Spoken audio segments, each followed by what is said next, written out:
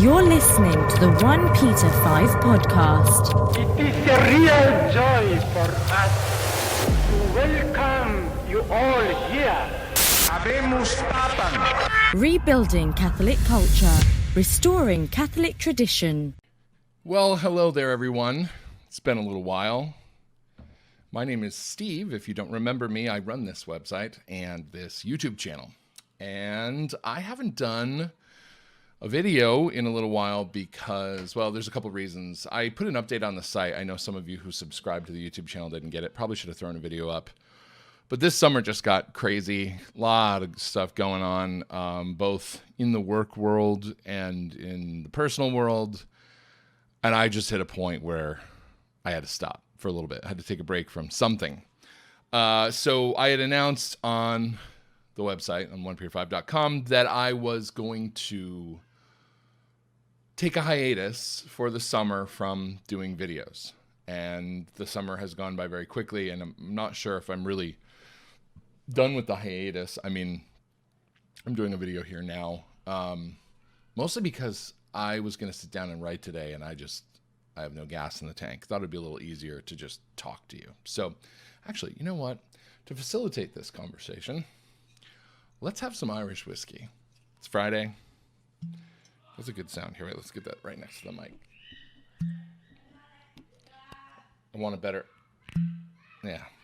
You'll also notice the sound of screaming children in the background. My kids have been home since the last week of February. They were going to charter schools here. Here, let me bump my microphone. It's a nice color, right? Patty is not my favorite Irish whiskey. Tullamore Dew is. Jameson's not bad. But Patty is cheaper, and it's actually not bad. And it's always good to drink on an empty stomach when you're doing a show, because it's lunchtime and I haven't eaten yet today.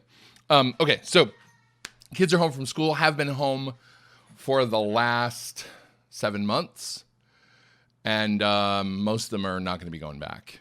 COVID thing obviously is the reason why they wound up being out of school. But as it turns out, I don't want to send my kids back into an environment where they're having to wear masks all day. And, you know, it's Arizona. It's September 25th, and it's still 100 plus degrees out today.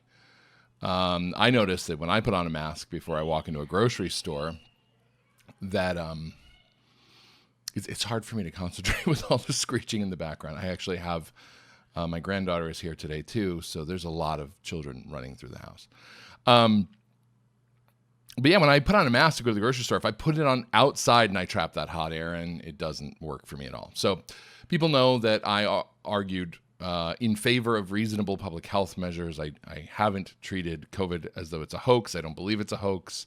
I believe the 200,000 excess American deaths that happened this year happened for a reason. But without getting back into that whole thing, at the same time, you know, there are reasonable measures and there are unreasonable. And I think we're getting well into the territory of unreasonable. I think we need to get things back to normal as much as we can. I don't know what the right answer is to any of that stuff, but I know that for us, sending our kids into that environment isn't working. We're doing online classes, and that was miserable, especially once the kids actually... So our school started out online only, and then a month or two into the year, they started to return to campus, but there was an option to continue learning from home. And our kids were doing that, and it just wasn't working out.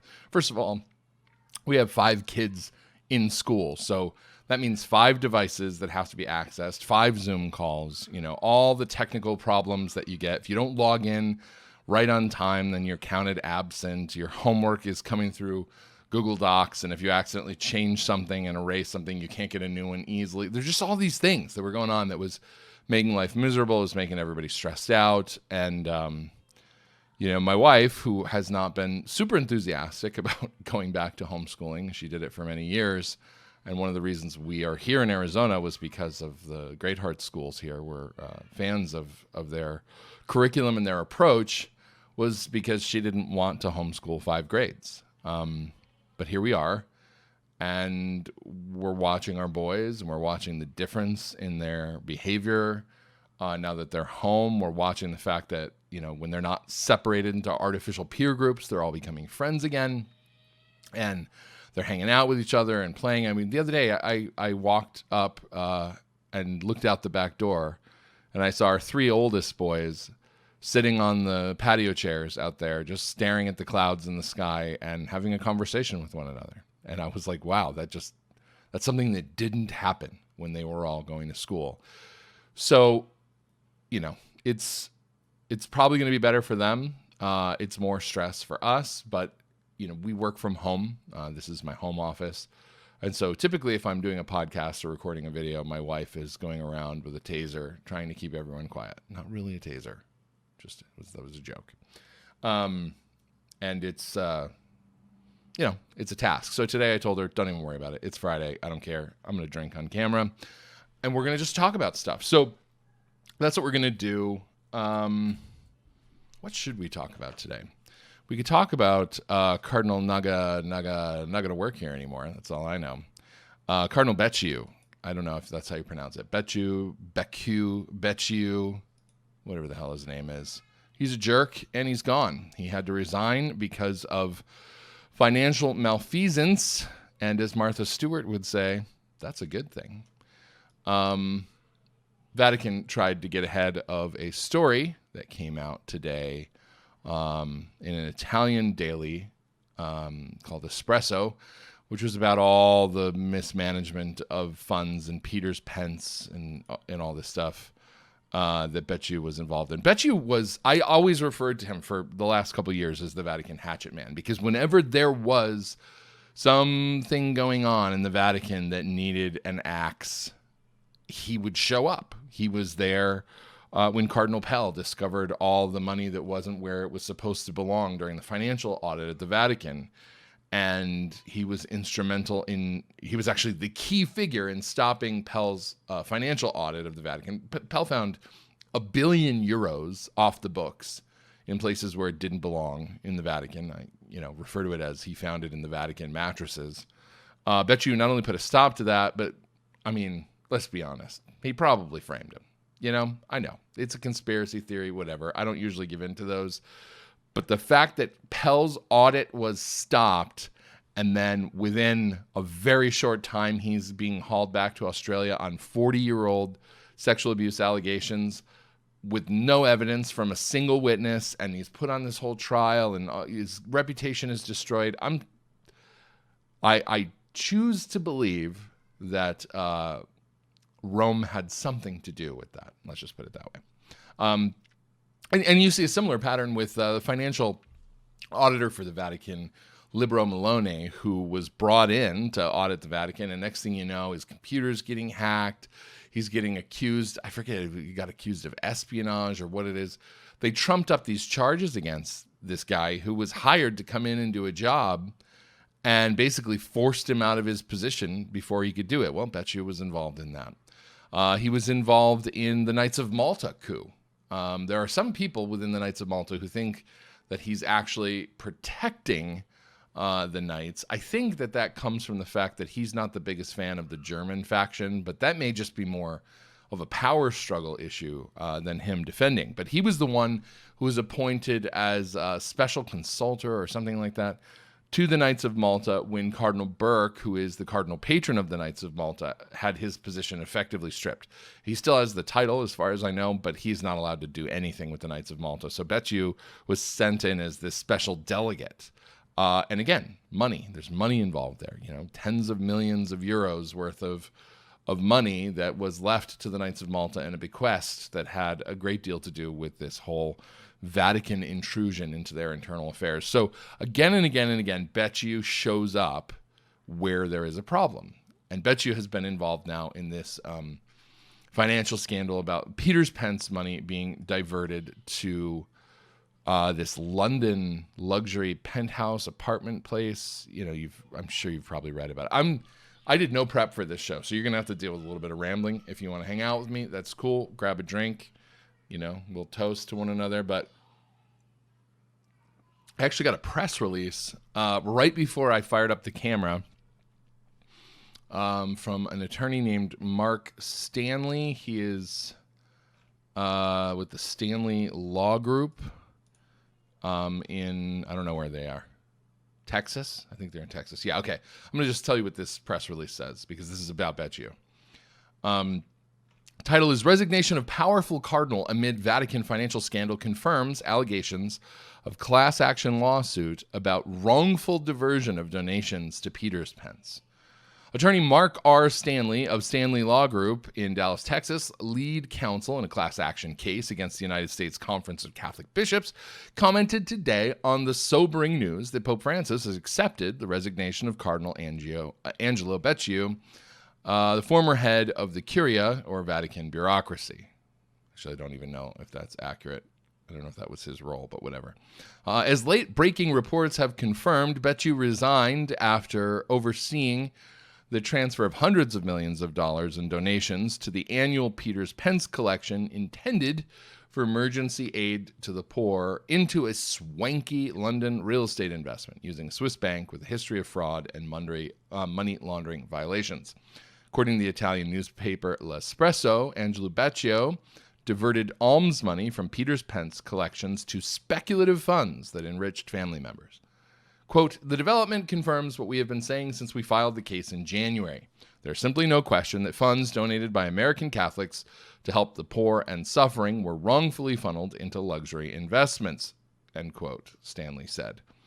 Quote, if the Catholic Church is serious about financial reform and accountability, it will immediately order the United States Conference of Catholic Bishops to make restitution to the millions of American Catholics it misled, end quote.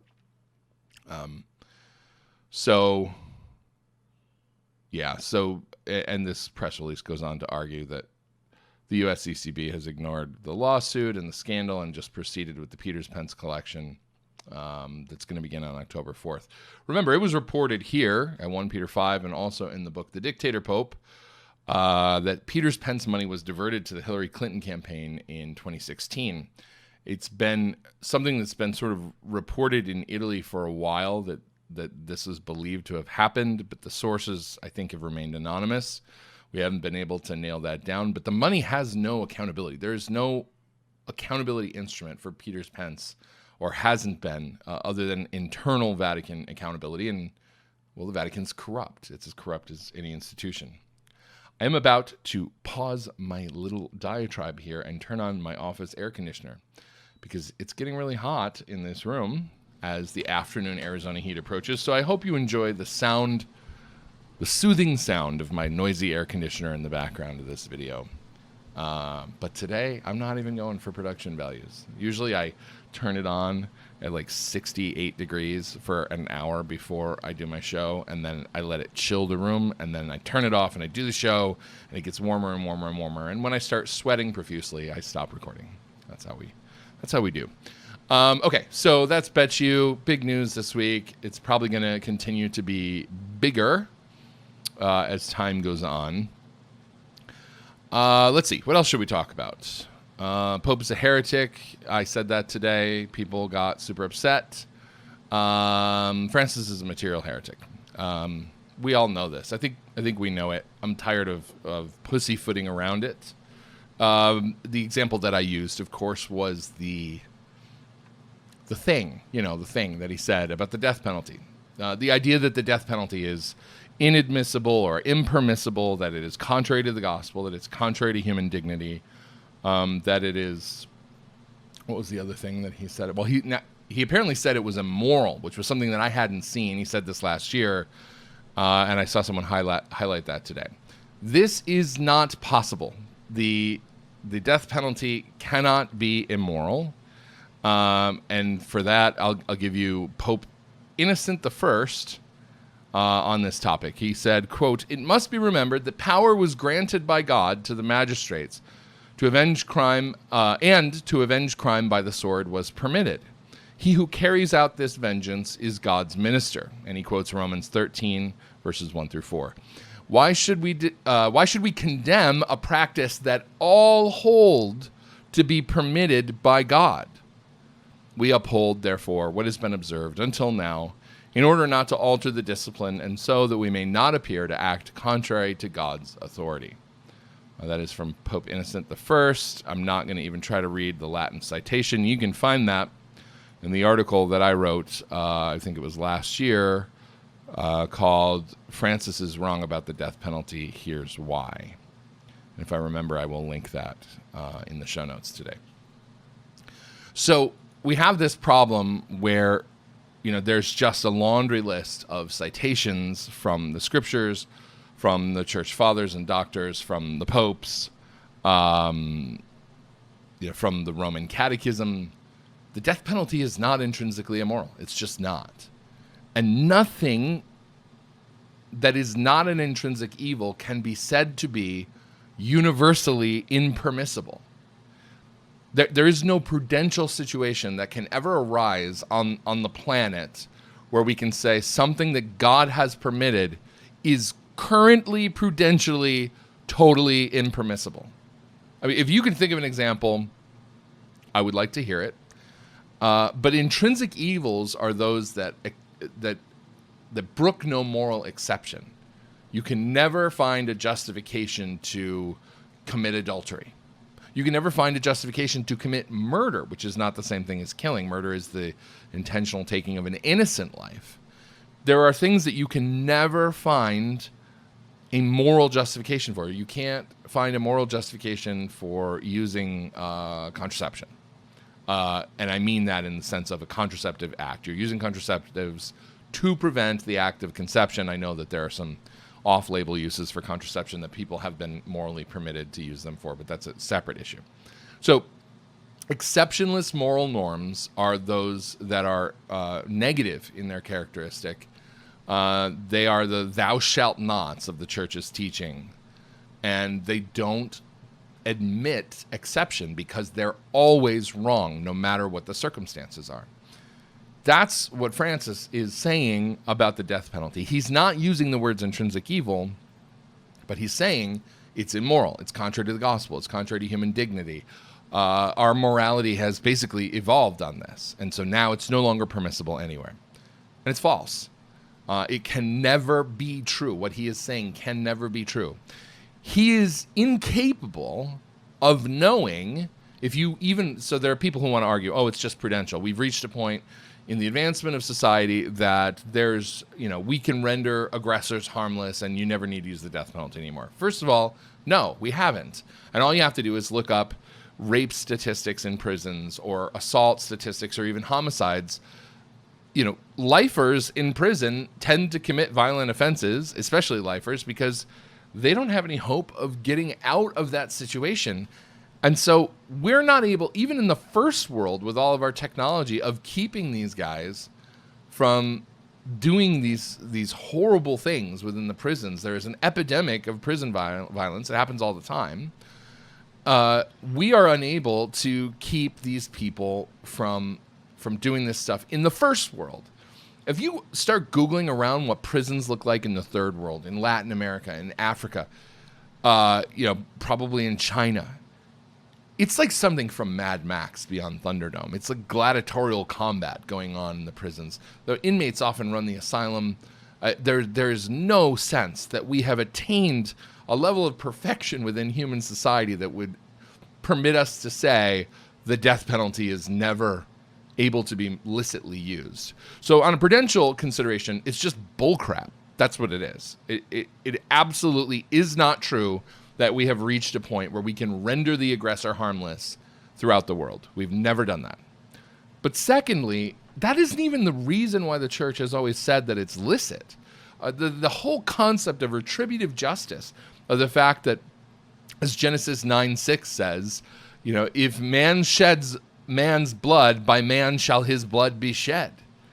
This idea of this is a punishment that fits the crime. And as St. Thomas taught, actually, if you've committed a heinous crime like murder and you accept the punishment of death as fitting to your crimes and as an expiation for your sin, it can actually wipe out the temporal punishment that you would have had to serve. Even if you made a deathbed confession and everything else, maybe you would have spent 1,000 years in purgatory for murdering somebody. But if you accept death as your punishment, as a just punishment for your sin, it can wipe that out. So there's a long and nuanced understanding of the death penalty and of what it means and of why it was used and why it was permitted. And it's rooted in Scripture and in magisterial authority, and it's infallible.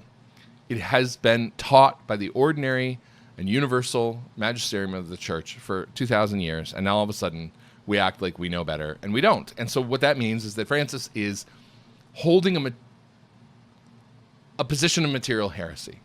I can't make a formal judgment on him. Nobody can. I'm not saying he's been, ipso facto deposed from office or anything. These are the facts on the ground. This is where he is. But when you say this stuff, people get very, very upset, and understandably so, because we've treated the papacy for my entire lifetime, and I'm sure longer, probably since Vatican I, as though it's some sort of divine oracle, the Pope is some prophet who can never get anything wrong, and that's just not the case. And so when I quoted this thing today that the Pope had said about death penalty being immoral, and I cited church documents and scriptures and all this stuff and said, here's why this is a heresy, I had people coming out of the woodwork to condemn me.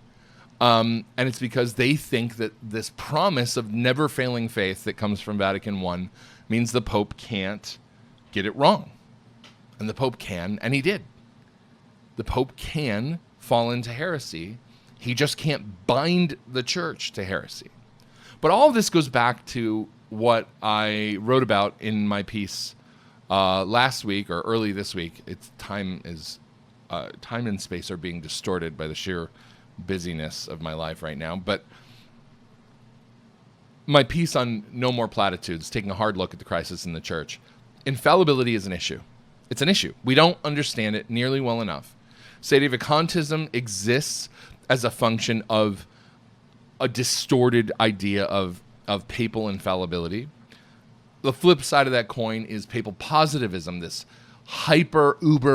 ultramontanism that exists on the part of the guys like where Peter is, and the Pope can never be wrong no matter what he says. I don't care what you say, guys, who are inside the church. They're just sedes that have reached a different conclusion. The sedes say the Pope can never commit an error in matters of faith and morals, ergo all these popes are not popes because they've committed the error. The ultra hyper papal Montanists on the other side are the Pope can never commit an error in faith and morals, ergo everything the Pope says is true no matter whether it contradicted what came before him. It's the same thing. It's the same idea. It's the same concept. So we have this problem with infallibility because infallibility proposes certain things, and it's not just that when a Pope speaks ex cathedra, he's not going to be wrong about faith and morals. It's also this negative protection that's supposed to keep the Pope from breaking faith with the tradition of the Church's perennial teaching and of his predecessors. It's supposed to stop him from leading the faithful into error. And the issue that most of us are having right now, who are having, actually thinking this through and looking at everything that Francis is doing, is that if he can say things that are heretical, if he can put a change into the catechism on the teaching on the death penalty, or if he can say that remarried Catholics who are objectively committing adultery can receive Holy Communion without repentance, or if he can say in the Abu Dhabi statement, basically that Catholicism isn't the exclusive path to salvation, or any of the other things that he said, if he can say through his intermediaries that hell doesn't really exist and the souls of the unrighteous are annihilated, they're not damned, and all this stuff that comes out of this everlasting gobstopper of scandalous and heretical statements from Rome, what good is infallibility? What is it actually protecting us from? Because we're all having these arguments, those of us who are really dialed in, probably more than we should be, to what's going on in the church. We're having these arguments with people every day, and we're like, this is wrong. And they're like, it can't be wrong because the Pope says it's not. And other people are like, well, there is no Pope. It hasn't been a Pope since Pius XII because all these popes have been wrong. And then other people are like, well, no, there has to be a Pope because this and that. And then other people are like, well, yeah, there is a Pope, but Benedict is the Pope. It's chaos. I'm sorry, it makes no sense. If this is the clarity that the doctrine of papal infallibility gives us, it's worthless. And if it's supposed to give us greater clarity and we just haven't had it properly explained to us, whose fault is that? We didn't issue the teaching. This comes from the Vatican. And Catholics haven't been taught what it really means, if what it really means is something different than the 15,000 interpretations that people have about what it means and what a pope can do and what he can't do and what he says and what he can't say. Are canonizations infallible? And if so, why are they infallible? Are they infallible because of the process, or are they infallible just because the pope says so? And what about this? And what about that? And are papal elections really infallible? Are they dogmatic facts? And blah, blah, blah, blah, blah, blah, blah. So what do? We sit here and we argue endlessly about all of this crap because we have no control over what's actually going on. We have no control over what's wrong in the church. We have no control over this just sewage fountain of error and scandal that comes out from our pope and our bishops and the curia every freaking day. We have no control. So we sit around and we argue about minutia that we can never prove, that we can never settle. We have no control over anything. So we just fight it out over trivia. And I don't know about you, but it's really tiresome. It's not making anything better. We're not fixing anything. And we're making ourselves miserable. And especially since, the pandemic has hit, and then churches have been shut down, and people aren't going because they're worried about being sick, and then we're arguing about all of that stuff, and we're arguing about all this stuff. All we do is argue. We sit on social media because we have nowhere to go and nothing to do, because life isn't normal out there anymore, and we're accomplishing nothing but just making ourselves crazy. So this is part of what's animating my whole. We need to change the way we're looking at this stuff. We're talking about this stuff. We need to ask the bigger, harder questions. We need to say out loud, none of this makes sense. And I know that the church says this. I'm not 100% sure what the church means when she says this, i.e. papal infallibility. But I also know what my eyes are telling me. I also am an adult with a reasonably, normal level of intelligence. I have reading comprehension. I've taken standardized tests. I do pretty well on reading comprehension. And when I read this, it means this to me, and that seems to be in conflict with what I'm told is possible. You tell me the Pope can never say something heretical, and I say, yeah, but he did. Look, he said something contrary to the gospel. He said something contrary to church teaching. He said something contrary to a proposition that we have been told de fide we are supposed to believe. So I'm not a tribunal. I can't judge him to be a heretic. I can't depose him, but I can say, if it looks like heresy and it walks like heresy and it talks like heresy, it's probably heresy. That's as far as I can take it, but it's a thing. So asking these questions, moving away from the constant grind of arguing over these little bits of minutia and of being afraid to even talk about it, because I really think fear is what's driving a lot of this stuff. It's the fear of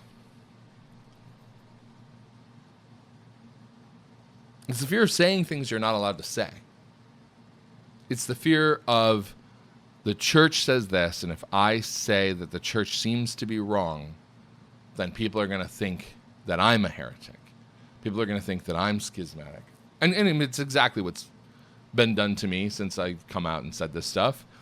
I'm outside the church. I'm, schismatic. I'm sympathetic to schism. I'm an apologist for schism. I told a poor guy who said that he was so convinced that the papacy, the doctrines on the papacy were false, that he was becoming Eastern Orthodox. He was leaving the church for Eastern Orthodoxy. And I told him, I'm sympathetic. And I got maligned instantly for this because I said I was sympathetic. But I am. Does it mean I think he made the right decision? No. But I'm sympathetic to why he would reach that conclusion. I'm sympathetic to why Rod Dreher left the church after being confronted with an incalculable level of entrenched corruption throughout both the hierarchy and the laity when it came to sex abuse scandals. He was a convert. He put all his faith in the Catholic Church as being what it claimed to be. And when it came down to it and he found out the crap that McCarrick was doing and he wanted to report on it, nobody would go on the record. People were covering for him, or they were making excuses for why we don't air our dirty laundry in public. So he had to sit on that story for 10 years because he didn't have a source that would go on the record and say McCarrick is a monster. And unlike some people out there in the media landscape today, Rod's a journalist, and you can't just make crap up without a source. You can't just make accusations. You're just going to get sued into oblivion, and nobody's going to believe it. You have to be able to corroborate your stories. So when I see people attacking him, saying that he, intentionally hid this, or that he just left the church because he was weak or whatever, he was a guy who was faced with a scandal that was so deep that it was ripping apart his faith, and it was damaging his faith not just in the church, but in God, because if this is God's church, how could he allow them to be so evil? Universally, across the board. I'm putting words in his mouth. I don't want to do that. But I mean, the sense that I've had from talking to him about it and reading what he's written about it, he was worried that not only would he lose his faith, but he would teach his children to resent Christianity because of the resentment that he had in him. So he left. He went to a different branch of Christianity that, no, is not perfect, that has its own scandals, all of that. But it wasn't the situation that he had encountered of, I invest myself fully in this thing, and now I feel totally betrayed because it is not what I thought it was when I signed up. I mean, and I know what this feels like. I've talked about my experiences with the Legionaries of Christ, but I don't know that I can ever adequately state how much trust, how much faith I put in them as an organization.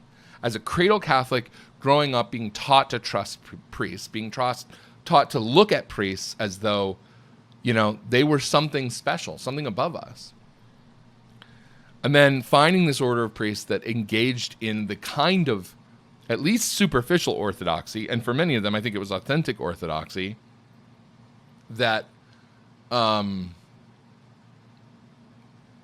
the authentically Catholic mind, if you worship God in the right way, if you pray in the right way, if you make the right noises and the right gestures and the right showing of faith, it is indicative of the fact that you are sincere and you can be trusted. At least to me, as a teenager, it was. And, one of my friends who was on the inside with me, I was in the seminary for a very short time. It was like not even a month. It was a week or two, and I was going crazy, and I was starting to make the other guys question whether they were supposed to be there, so they kicked me out. But I did this coworker program where I volunteered for a year after high school to go live in community and do apostolate work and stuff like that. And one of the guys I was living with, started questioning a lot of the stuff that was going on. Why are we doing this? Why are we saying we care about all these people when really all we care about is the money that the rich people have? And I defended everything from him. I came up with excuses. I had the ability in my mind to justify all of the things until at some point I no longer could, and something inside me flipped. And when I began to look at it that way, all I could see everywhere was the corruption. And unfortunately, as it turned out, I was right. The corruption was bad. In fact, the corruption was worse than I thought it was. Because I knew that for so many bad things to be happening in so many legionary apostolates, it meant, the branches of a tree don't produce diseased fruit unless the trunk of the tree has a disease. So to me, it made sense that Maciel was corrupt.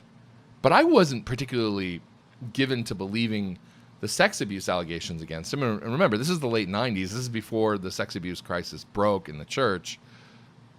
It was almost unthinkable to me that he could be that gross and that evil. But he was. But the sense that I had of they are involved in something that is evil. They're harming souls. They're using people. They're manipulating and lying to and just destroying people's lives. That started to become more of a reality to me. And they did it to me. They tried to ruin my reputation. with all of my friends. They tried to cut me off from all of my contacts. And remember, this had been my life for several years. I went to a Legionary high school in Texas. I went to the Highland School in Irving, Texas. I lived there with the priests for my entire senior year of high school. I went on missionary trips. Then I went into this coworker program. I only wound up being in it for 6 months before I left, not a year. But I spent a couple of years in community with these people. They were my life. All my best friends were there, my girlfriend, her mom, everybody was involved in the Legion and the Regnum Christi. And my life back at home in small town upstate New York, where I didn't have any friends and I'd left public school 2 years prior because I realized it was making me into a crappy person to be there. I had nothing. I didn't have these connections back at home. So when they tried to uproot me from this network of friends and from the people that I loved and cared about most, I mean, they were trying to destroy my life, and they almost did. And I very, very nearly lost my faith, and I'm not really sure how I saved it.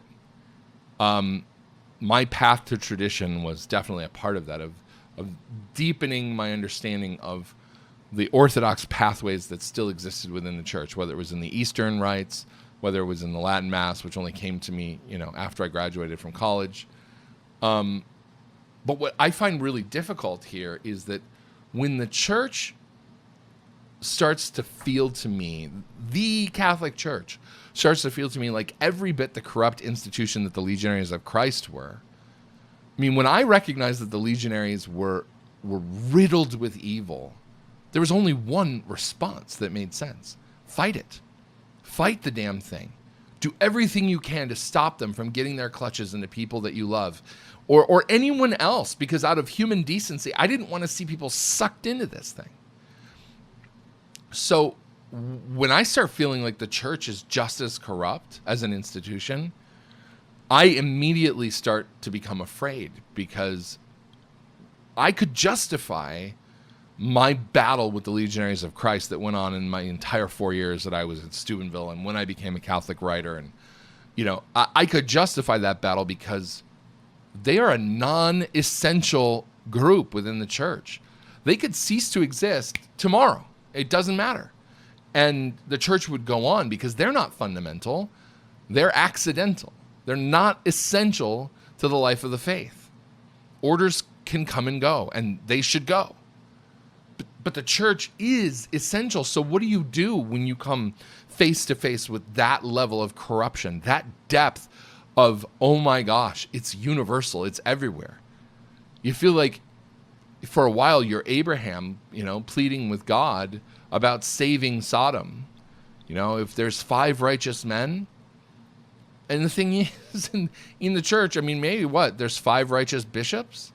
There's not much left. Everywhere you look, it's really, really bad, and the contradictions abound. So I'm afraid when I come face to face with this, because I don't know how to deal with it. And I'm in a position where people, like maybe some of you, look at me and they say, well, what do you think the answer is? I don't know. I'm looking for it. We had an issue with corrupt audio and video, and I had to stop and start re-recording. But what I was saying is, I don't have the answers. This is uncomfortably vulnerable for me. There's nothing about this that I like. And the thing is that when I put myself out here like this, and when I say these things, I know I'm going to be attacked for it. I mean, there are people right now who are hearing the things that I'm saying, and clickety-click, they're out there, tweeting and writing articles and headlines and stuff about how I'm just rushing towards apostasy. And it's ironic to me because I am accused of being a grifter all the time because I make a living out of doing this. But the thing is that what grifters do, let me just pull this down here a little bit and adjust this camera. Sorry about that, but again, trying to fix this on the fly. But what grifters would do is they would pander to you. I would be telling you what you want to hear. I wouldn't be the guy taking the controversial view on issues. I wouldn't be the guy, making fun of the idea that Benedict is still the Pope, because it's absolutely ludicrous to me. I lost people over that. I wouldn't be the guy saying, hey, you know what? I think COVID is serious, because a lot of people on my side are angry about this, and they want to fight me because I said I think that it's something we have to take seriously. Now, I'm totally fine with people disagreeing with me. I'm fine with people having a debate with me about stuff to a certain extent. But if I think a position is solid, or if I think a position is stupid, I'm going to say that, and I'm going to stare you down, and I'm going to have that argument.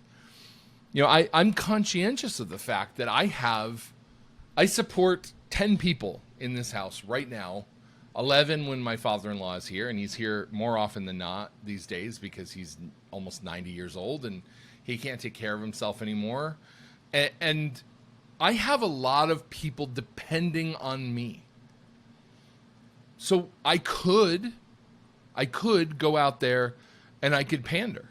I could go out there and be like, hey, did you hear about this latest outrageous thing? Can you believe they did this thing? And get everybody all riled up. You know?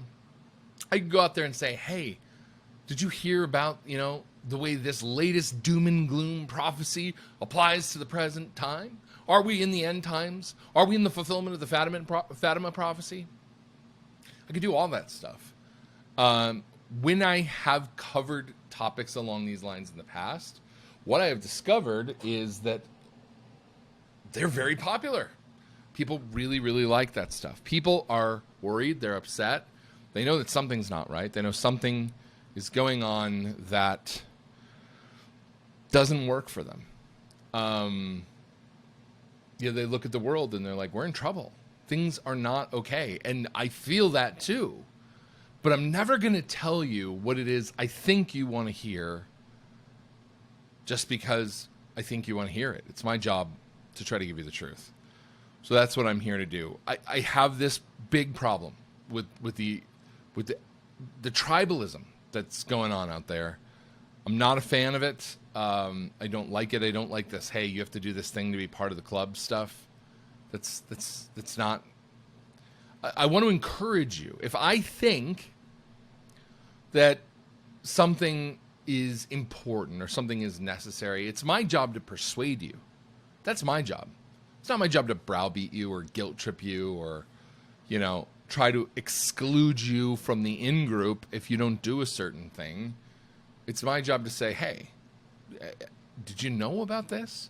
You might not have. I didn't. Here's what I learned, and it might help you. And I think that it's becoming critically important for us to understand this because, like I have been saying recently, there's really only two kinds of Catholics left in the world. There are conservative Catholics, conservative, Novus Ordo, going Catholics, and there are traditional Catholics. And traditional Catholics is actually a larger group than the people who just go to traditional Latin Mass under Summorum Pontificum. They're the Eastern Rite Catholics, the Byzantines and the Ukrainians and the Maronites and the Melkites and the Chaldeans and all these guys. Anybody who is part of a long-standing, multi-century tradition of liturgy and faith. Not this newly created stuff that's post-conciliar. That gets consigned to category number one, the conservative Catholics, who are in that paradigm through no fault of their own. I'm not trying to blame anybody for anything, but traditionalists are pre-conciliar. They're people who have this unbroken tradition that goes back hundreds of years versus the new stuff that came out of the 1960s. That's sort of the divide. The liberal Catholics they're just not going to be a thing anymore. They're not going to show up anymore post-COVID. They're not a significant demographic force because, they're aging. The ones who aren't tend to contracept, or to at the very least, they have small families. They don't present a path to the future for the church. And many of them are just warm bodies filling seats. They're not going to... There's just not going to be a significant factor financially, demographically for the church going forward. They're the people who came because it was the thing that you do.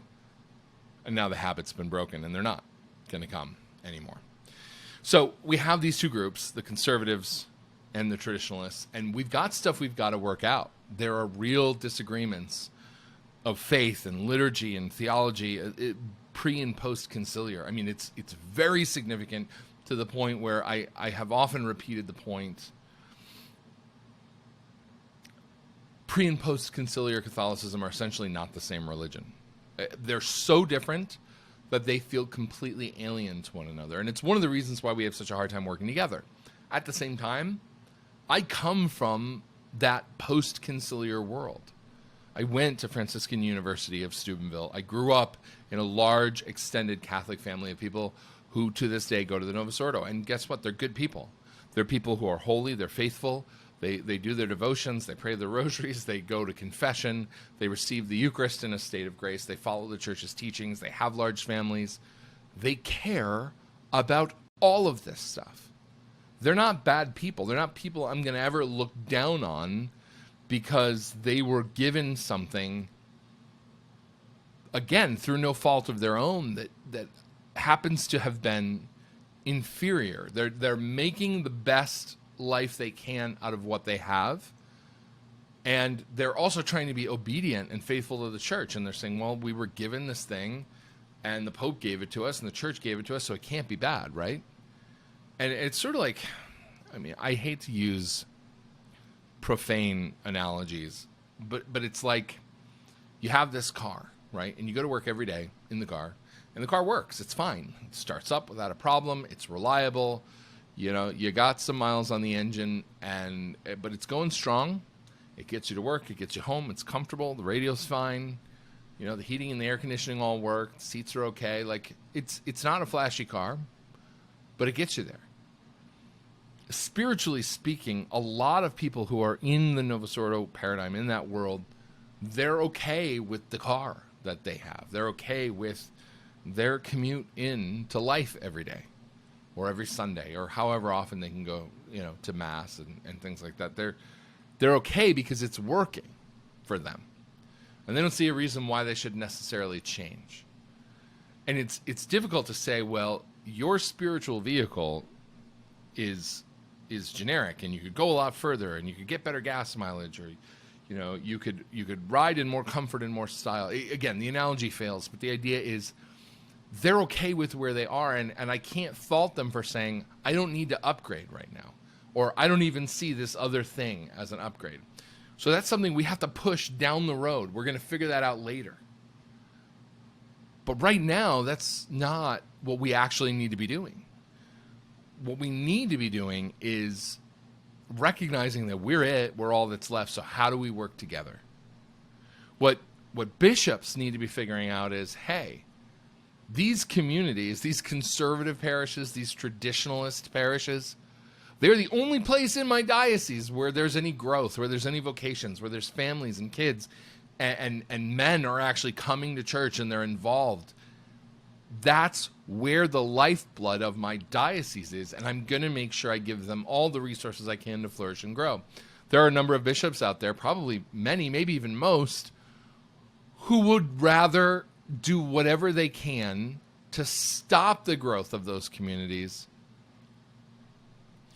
than help them, than to see them flourish. And, you know, financially, that's not going to be feasible for very long, but it is what it is.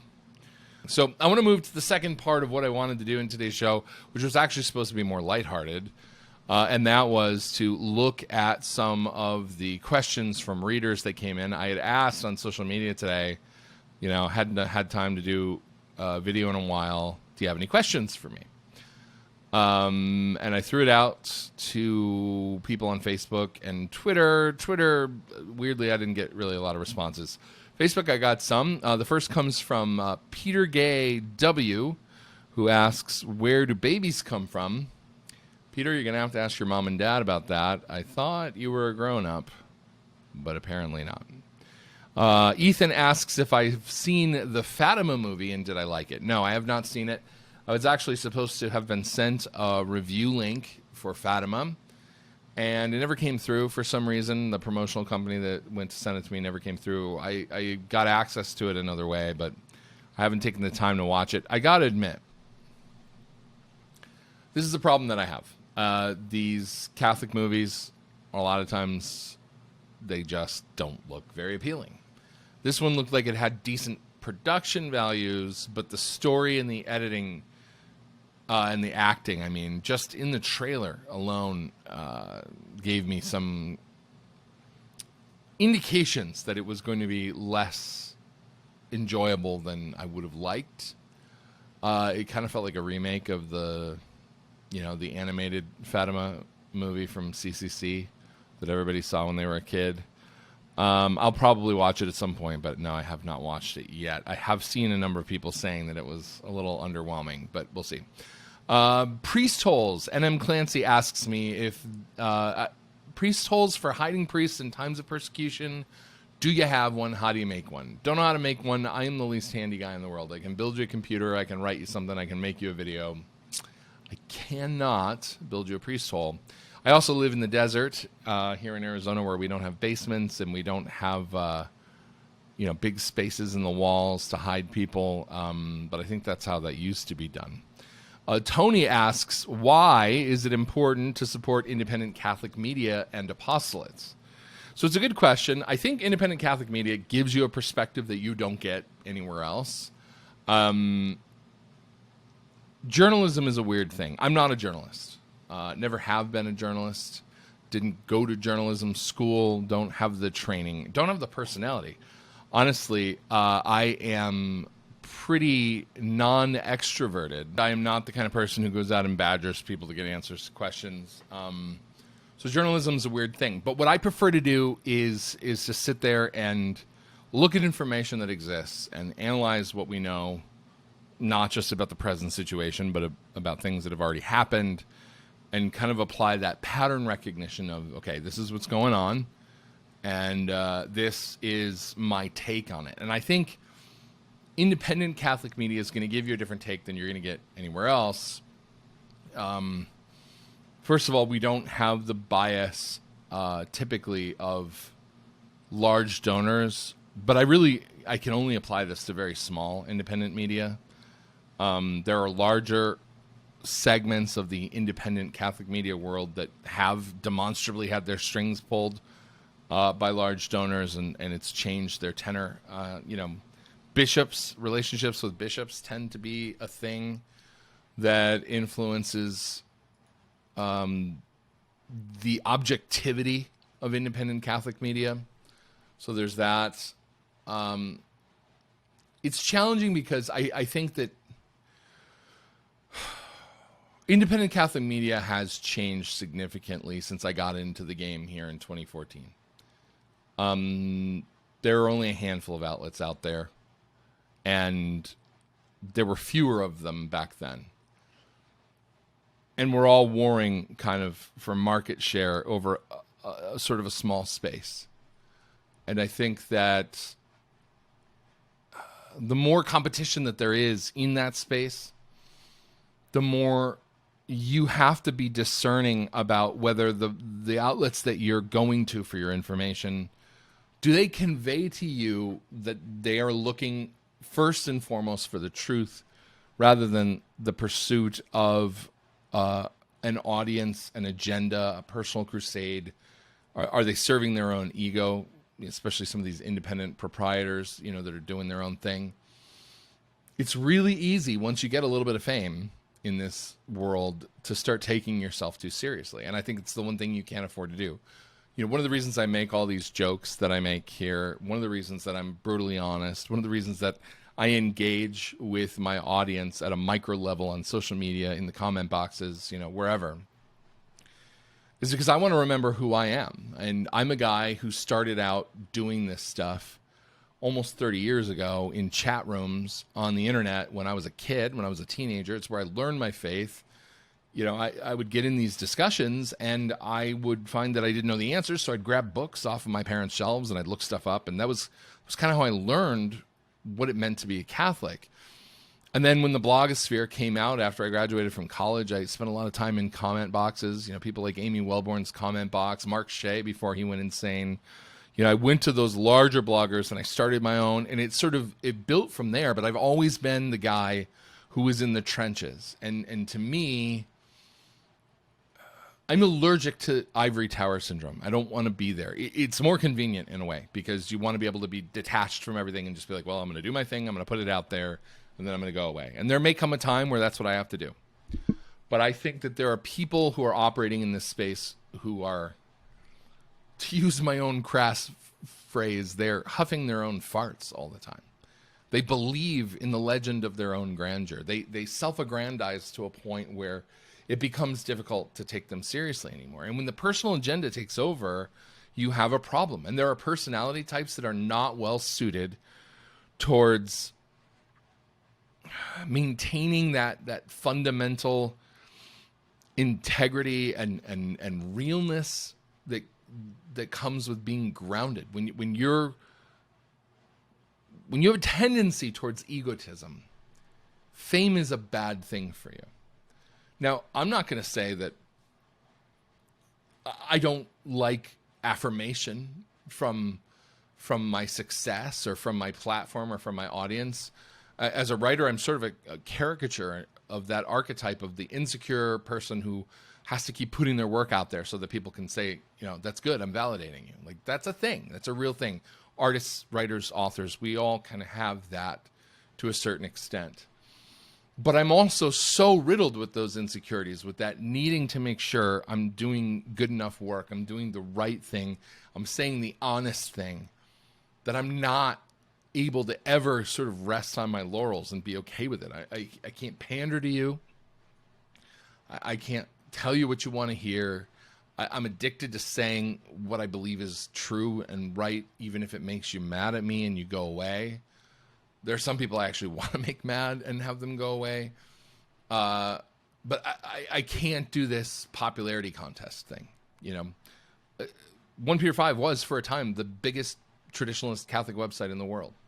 And then we kind of let that slide. A lot of that was because of my own personal failings and my own issues that were going on in my life. And I wasn't applying enough of myself into the work and into the site. It's one of the reasons why I don't remember if I've said, since I'm re-recording the second half of the show here, but I took back over this summer. I took back over the editing of our articles. I took back over the selection process of our submissions, because I want to chart our course in a different direction. I'm not happy with where we've been and where we're going, and I don't think we're engaging with the things that really matter.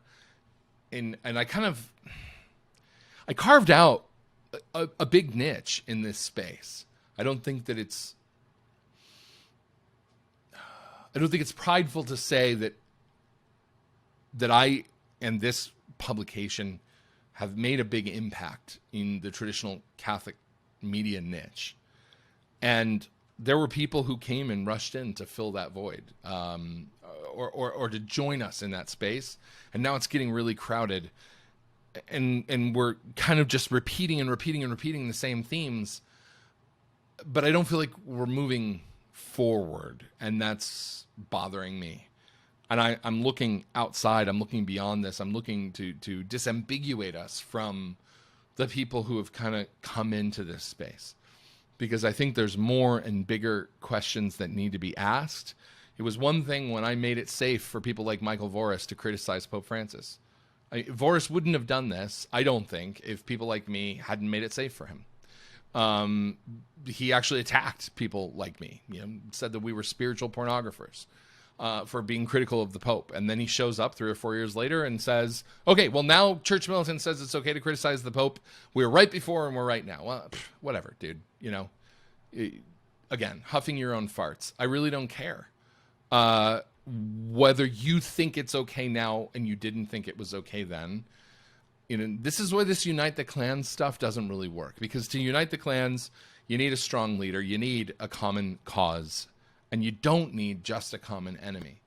And when everybody's kind of working on their own agenda, that's a problem. So going back to the original question, why is supporting Catholic independent media important? It's important because you want the truth, but what that means is that you really need to apply your own discernment. Are the people you're following in the Catholic media space more concerned about the truth than about a narrative, an agenda, a crusade, their own personal, aggrandizement or well-being or media fiefdom or whatever it is?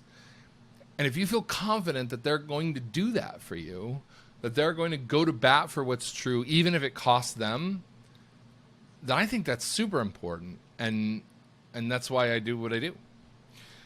So Tony, you actually had another question. You had several, but I think I can't hit them all.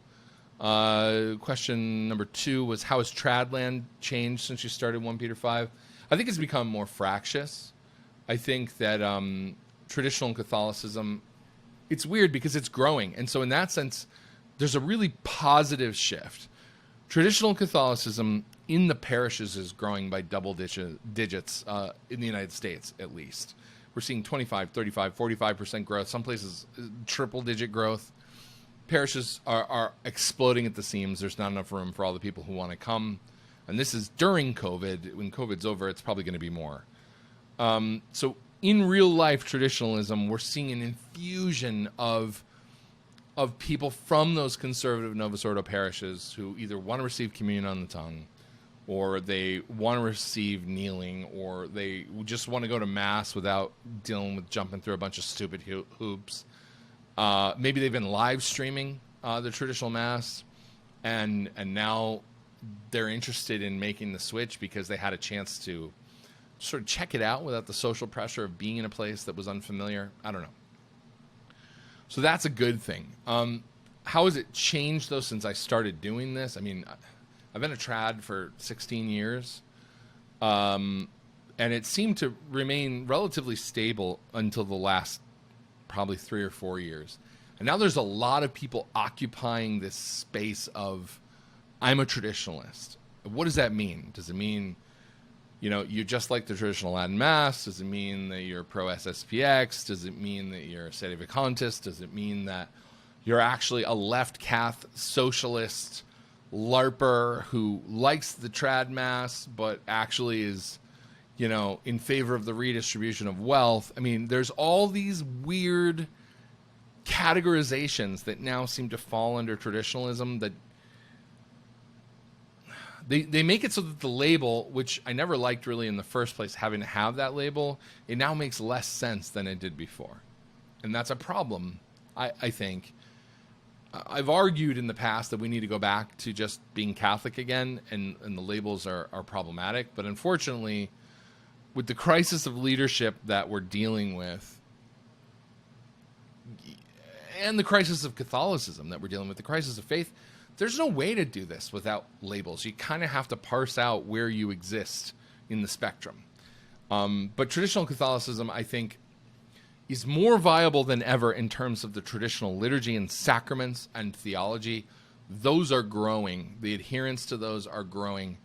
The pious practices of reception of communion and kneeling and on the tongue and reverent liturgies and all that, that's going to grow. That's the future of the church.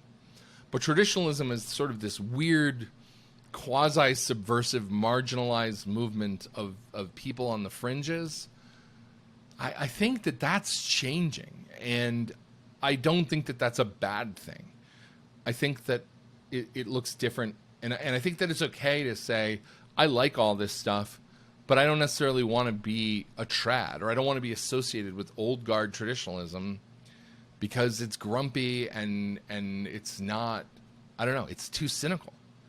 And I think a lot of cynicism is warranted, and I'm certainly guilty of plenty of it myself, but this whole thing about building bridges and bridging gaps and figuring out a way to work together, this is where we got to go. I wish I could give you a more coherent answer. Unfortunately, my thoughts on this are still sort of gelling, so I don't have that yet. Let's see. What else? Who are the saints from our time? Allison asks, would we know about them, or can you point to someone living as a modern-day saint? I think it's an interesting question. I think one of my professors in college, Dr. Regis Martin, said that saints were usually the last people on the block to know it. And I think that this goes back to what I was saying about Catholic media. More likely than not, we aren't going to find the saints of today in the public sphere and in the public eye. I certainly would not hold myself up as an example of virtue or piety or sanctity. Even my faith struggles aside, which I've talked about lately, I'm a sinner, and I'm struggling to find my way, and I don't want anybody to look to me like I am someone special in that life of the pursuit of sanctity. But I do think there are a couple people in the public eye that might fit. You know, Bishop Schneider, I think immediately comes to mind. He's a man I've met. He somehow simultaneously embodies that the powerful presence and confidence that comes with really being a man of God, deeply rooted in prayer and sacraments and faith, while at the same time being absolutely humble, relatable, accessible, kind. I think that Archbishop Vigano is potentially another figure. I don't know him personally. I don't have the sense of who he is. But if everything that he's saying is sincere, he's on that trajectory and moving quickly. But I do think that most of the saints that we're going to find right now are going to be people who are probably in monasteries or convents, you know, people like the Benedictines of Norcia or the Benedictines of Mary in Missouri. That's where we're going to find the saints now. We need the contemplative life. We need the people who are removed from the world and are influencing it through their prayer, their penance, their life of faith, hidden away. Because that's where the power of the church has always come from. The church in space, asks Dan, as we start to build orbital rings and off-planet colonies, what will the church look like? Potential problems, potential strengths. You know, it's interesting. We actually published an article not that long ago about this. And just about how the rubrics would have to change if you were in microgravity, because you got to make sure that you're preserving particles of the Holy Eucharist. How the liturgical calendar would change if you're on a planet that orbits the sun in a different, you know, the Martian year is something like 600 and some days as opposed to our 365. So they're interesting hypothetical concepts. It would take pretty much an entire show to address it. But as we're looking at the realistic possibility of colonizing Mars or of having a lunar colony or whatever, some of this stuff's going to have to get dealt with eventually because you're going to have chaplains. So I think it'd be a cool thing to look at in more depth further down the road. What are your thoughts on restoring a Catholic monarchy, asks Peter. I don't think it's going to happen, at least not anytime soon. You're going to need a fundamental change in the way our societies work for monarchy to be functional, and you're going to need conversion on a mass scale for a Catholic monarchy to even be a possibility. So I think we need to work within the political frameworks that we have, because we're just not. There's no way to get there from here. Not now. What should people do, asks Aaron. What should be done with people who tend towards liberalism? According to Dr. Jordan Peterson, there are traits on the Big Five personality test that one is born with that have been proven to determine if a person identifies as liberal or conservative. If this is true, then it would seem that God intentionally made some people to identify as liberal. So then how can a person incorporate liberals into the church in a manner that they can operate the way they were made to be without destroying the orthodoxy of the church? It's a fascinating question. If any of you out there are qualified in the field of psychology or know a good deal about this topic, it would be something I'd be interested in talking about on a show. Because I there are definitely tendencies that you see within people. You know, why is it that artistic people tend to be so much more predisposed towards liberal attitudes and beliefs, and why is it that more logical people tend to be more conservative? I mean, there's these things that seem to happen within personality types. Why is it that cities skew so liberal, whereas the rural countryside tends to skew conservative? Very, very interesting stuff that I don't know the answer from. Brian Mungo asks, where do babies come from? Apparently, Petergate's question needed to be repeated a second time. Brian, I hope that you figured this out, because I think you're on kid number 5, if I remember correctly. Brian's an old friend of mine from college. I hope you know how that works. Sounds like you're pretty good at it. Let's see. Joshua asks, sad trads, glad trads, and mad trads. A brief overview of stereotypes and advice on how they can all work together to build stronger local community. I mean, this is what I've been talking about in this episode. You know, how do you do this? I think we need to stop drawing these harsh boundaries and saying, if you don't do this, you're not part of the club. You're not part of the team. The membership card is less important, in my view, than trying to live an authentic life, having a disposition of you ever hear that analogy of the full cup, the empty cup? You can't learn anything with a full cup. Traditionalists in particular tend to come at things, in my experience, as from the full cup mentality. I already know all this stuff. You guys are modernists. You're not well formed. You don't even know. You're not even really part of the. You're not even really a trad. Whatever. Just stop. We need to be a little bit more humble, and by a little I mean like a lot. And I think we just need to treat each other better and try to understand where people come from and how they got there. And think about if you're somebody who, for example, came to tradition at some point later in your life and you weren't brought up with it. Like, where were you before? And how easy would you have been to have been convinced to make the switch? And what made it happen? And was it a Damascus moment? Was it totally some big epiphany where you were like, I never saw this coming and I never thought I would be convinced of this, but then there I was. And try to understand that other people take different things to get them there. And some people are just going to be more resistant for reasons that you may not even know. So work together with people. James Daniel asked me something about when are we going to do a cigar show? This needs to happen. I may have to start a separate podcast for that one, but he needs to get a camera and microphone. So James Daniel, Jimmy, my cousin, you get a camera and microphone and we'll talk. Let's see. Quickly. What else have we got? Andrew asks, why are Joe Biden's earlobes sometimes attached and sometimes detached? I think he's an alien. Pentagon did confirm the existence of extraterrestrial technology and UFOs this year. So I would take a look at Biden's origin story.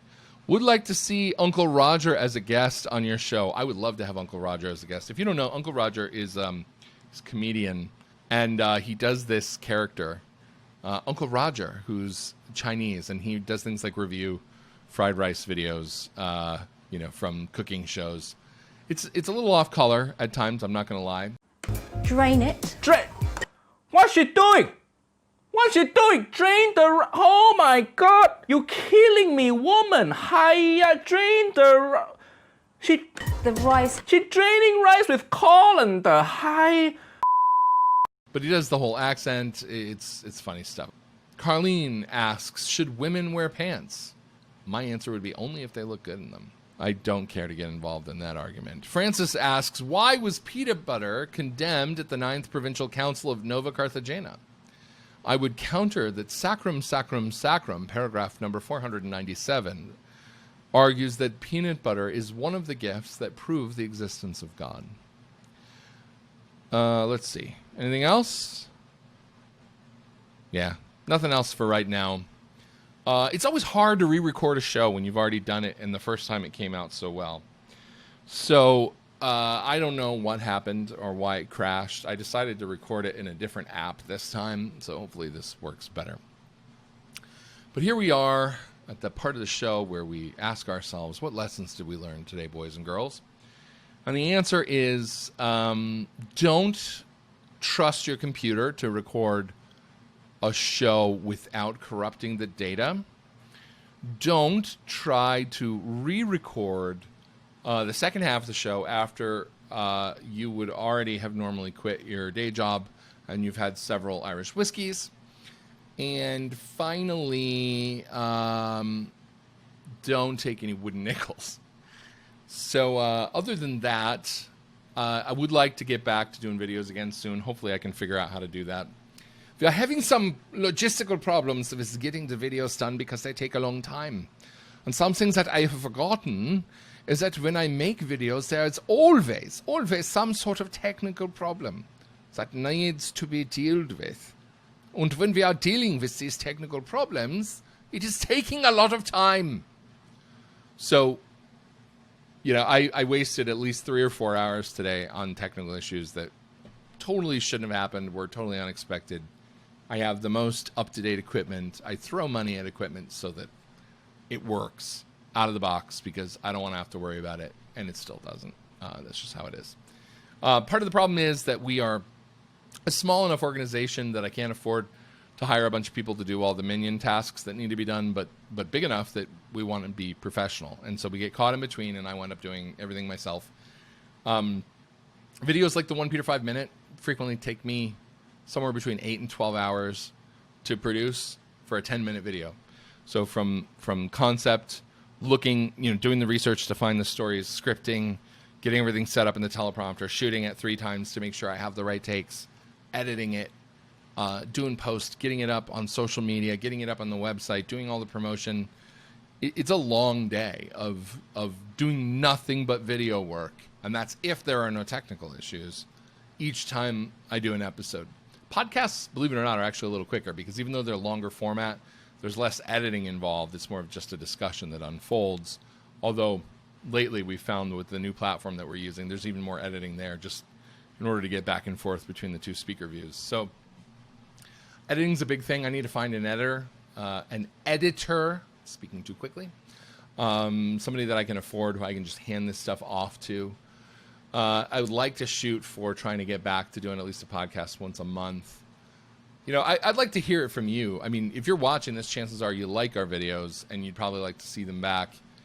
It was weird to me because when I announced that we were not going to be doing videos for a little while, I didn't really get any feedback. Nobody said, oh, please keep doing videos.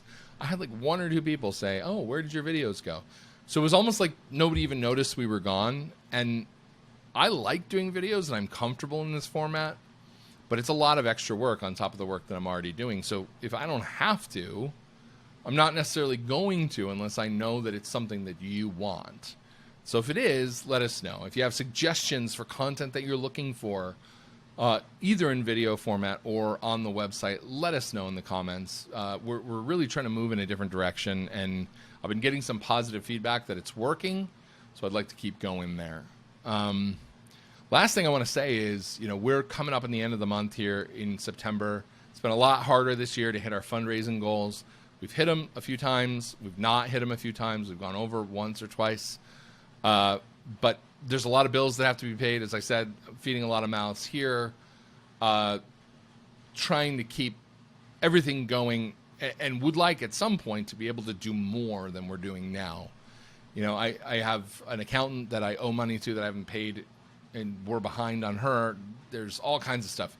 So if you can afford it, if you can chip in $5, $10, whatever, OnePeterFive.com/donate, it makes all the difference in the world, because having the financial security to know the bills are going to be paid this month, it takes so much pressure off me to just do the content mill, the grind, and I can focus more on quality. Like, what is it that we're looking for that if it takes a little more time, it's okay, because it's the kind of thing that we want more of. So if you could do that, that would be fantastic. In terms of this video, please like it, please share it, please subscribe to it.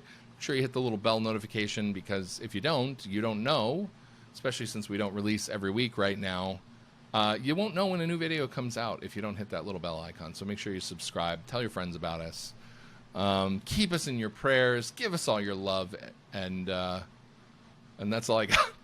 It's I started recording the first time today before noon, and it is now almost 6 p.m. and I'm ready to be done. So until next time, I'm Steve Skojak. Thanks for watching the OnePeterFive podcast. God bless you.